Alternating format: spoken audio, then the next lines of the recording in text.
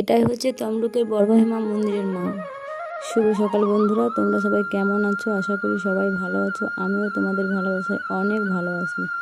আর আমি ঝুমা, নতুন একটা ব্লগে তোমাদেরকে স্বাগত। হঠাৎ করেই আমাদের প্রোগ্রাম হলো যে বর্গভীমা মন্দিরে যাওয়ার জন্য।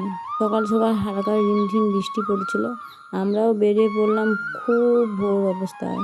আমরা বেরিয়ে যাওয়ার সাথে সাথে বৃষ্টিটাও খুব বন্ধ হয়ে গেল। রাস্তাটা খুব সুন্দর, বৃষ্টি আর হচ্ছে না, মেঘলা মেঘলা হয়ে আছে, ওয়েদারটা খুব সুন্দর লাগছে।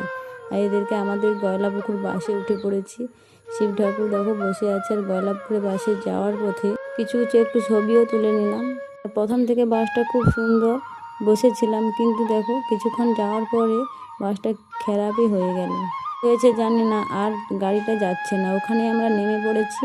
নেমে পড়ে দেখো টোটো নিয়েছি আমরা তমলুকে যাওয়ার জন্য। যেখানে আমরা 10 টাকা ভাড়া দিয়ে তমলুকে যেতে পারবো, বাসটা নামিয়ে দিবে। সেখান থেকে আমরা কিছু দূরে বাসটা খারাপ হয়ে গেছে, তো সেখান থেকে আমরা যাওয়ার পথে দেখো এইখানেই নামিয়ে দিয়েছে 20 টাকা। সেখানে আমরা 20 টাকায় দিয়ে টোটোতে হয়েছে। আমি তো হুড়হাট তমলুকে সেরকম যাই না, তাই জায়গাগুলো ঠিকঠাক আমি চিনতেও পারবো না।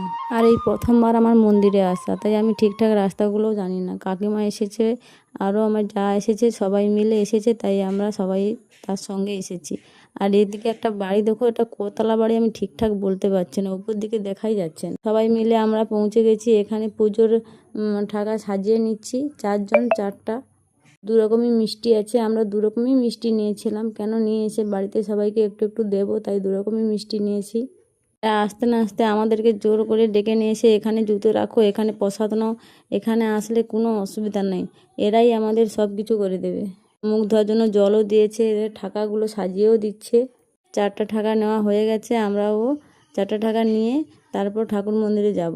সাজাচ্ছে এখানে, ধূপ সিঁদুর আলতা আর 2 রকমই মাখা নিয়েছি, মাখা আর মিষ্টি নিয়েছি। সত্যি এই দোকানটা খুব ভালো। ঠাকা সাজাতে সাজাতে সাজাতে আমি একটু ভিডিও করে নিলাম। আমাদের সব ব্যাগপত্র এখানে এই দোকানেই রেখে দিয়ে তারপরে আমরা ঠাকাগুলো নিয়ে চলে গিয়েছিলাম।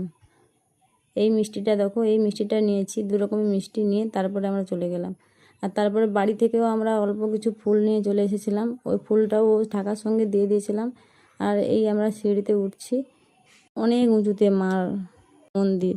তারপরে এখানে এসে পুষ্পাঞ্জলি দিয়েছিলাম। তারপর ঠাকুরটা দেখো, একটা সবুজ রঙের মালা পরাচ্ছে। কি মালা, আমি তো দূর থেকে ক্যামেরা করছি, ঠিকঠাক জানি না কি বলবো, ভয়ে ভয়ে ক্যামেরা করছি। যদি না কিছু বলে, ক্যামেরা করতে তো অনেক জায়গায় দেয় না, তাই আমরা কিছু জানি না, প্রথমবার গেছি তো, তাই ভয়ে ভয়ে ক্যামেরা করছি।